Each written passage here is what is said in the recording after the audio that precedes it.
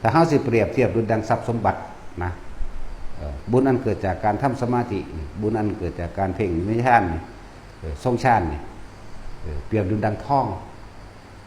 เนี่ยเอาไปขายประเทศใดก็ได้รับซื้อทั้งเบิดบ่แม่นเงินนี่ยังต้องไปแลกเปลี่ยนสกุลนั้นสกุลนี้บางที่เขาก็บ่เอาเลยเปรียบว่าดุจดังทองเด้อ บุญอันเกิดจากการทรงฌานเจริญฌานโดยอานาปานสติอันนี้เจ้ากรรมนายเวรนี่เห็นบ่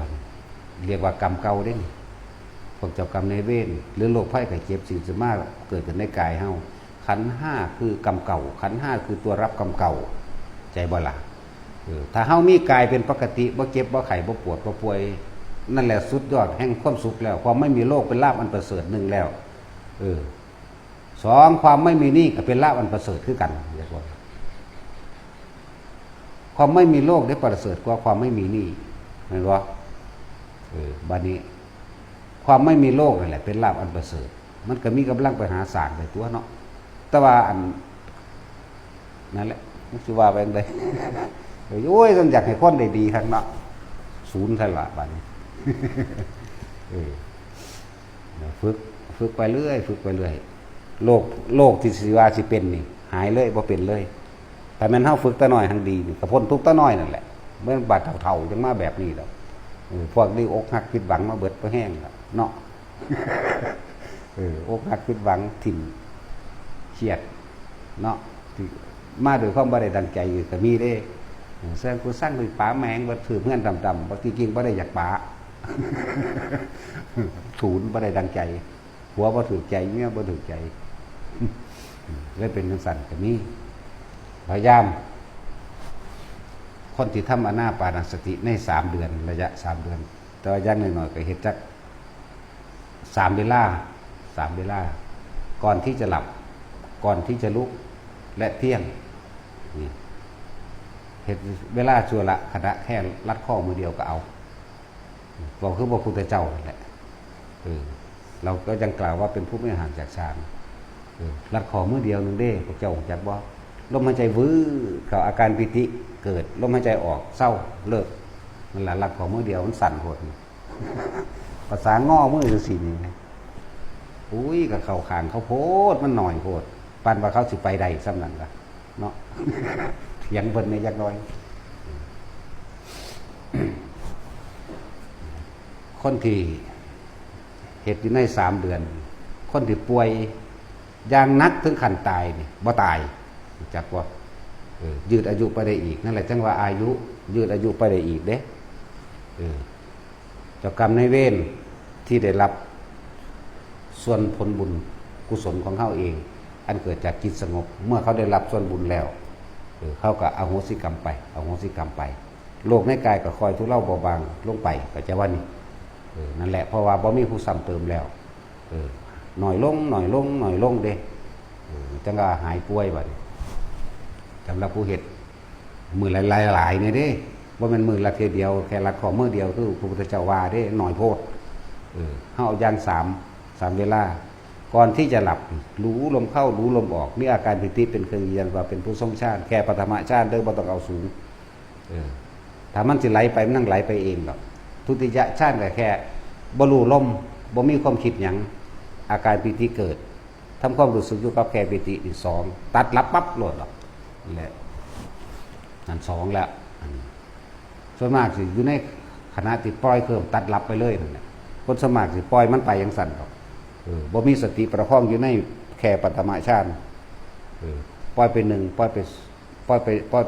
ยไป3อันตัว4นี่มันคือสิตายนี่มันบ่ค่อยปล่อยปานใดดอกตัว4เนาะมันเข้าเด้นั่นคนที่เป็นโรคแทนที่สิตายในอายุ50จังซี่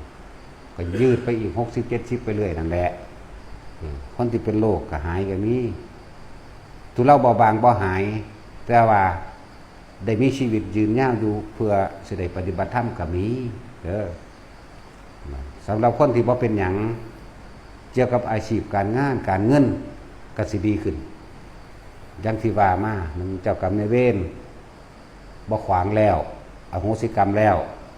สองหมู่เทวดาทั้งหลาย หรือญาติทั้งหลายนั่นแหละ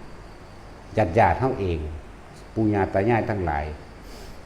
ก็จะได้รับส่วนบุญเมื่อเขามีกำลังของเขาเองแล้วโลกทิพย์นี่อาศัยแสงเด้อเป็นเครื่องอวดอ้างกัน อาศัยแสงสุดได้แสงใหญ่แสงกว้างแสงสีทองยังก็ว่าไปว่าบุญหลายนี่แหละเขาก็มาโมทนานำเฮาเองเมื่อเขามีกำลังแล้วเขาก็ย่อมสะกิดซอยเหลือเฮาเอง อาชีพการเงินการงานก็เลยดีขึ้นเลิกทำบาปได้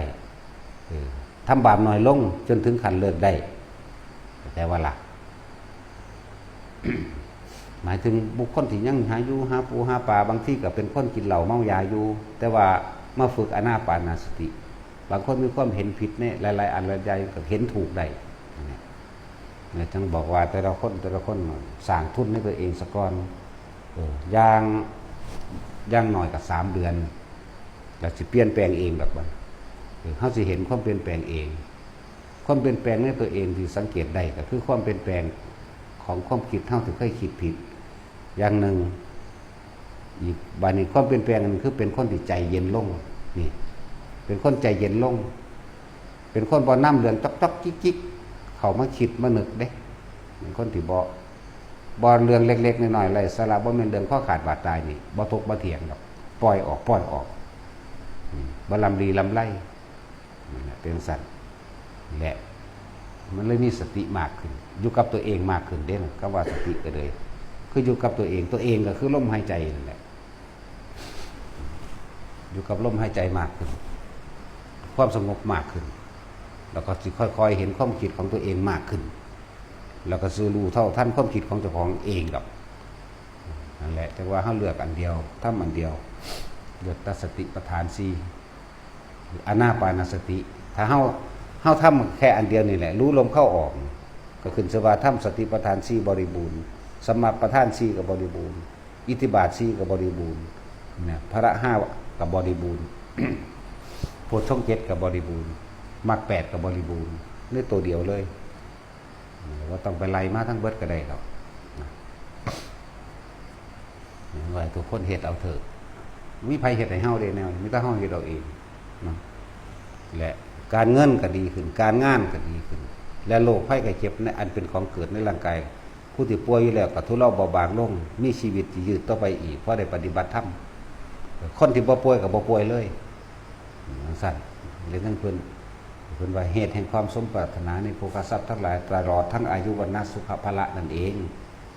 และถึงที่สุดแห่งอภิญญายะเป็นผู้รู้แจ้งเป็นผู้รู้จริงนิพพานายะจะโพธิญาณนี่แหละรู้แจ้งรู้จริงแท่งตลอดด้วยความเห็นเป็นอย่างดีหลุดพ้นได้เข้าสู่ความดับเย็นได้นิพพานนั่นแหละดับเย็น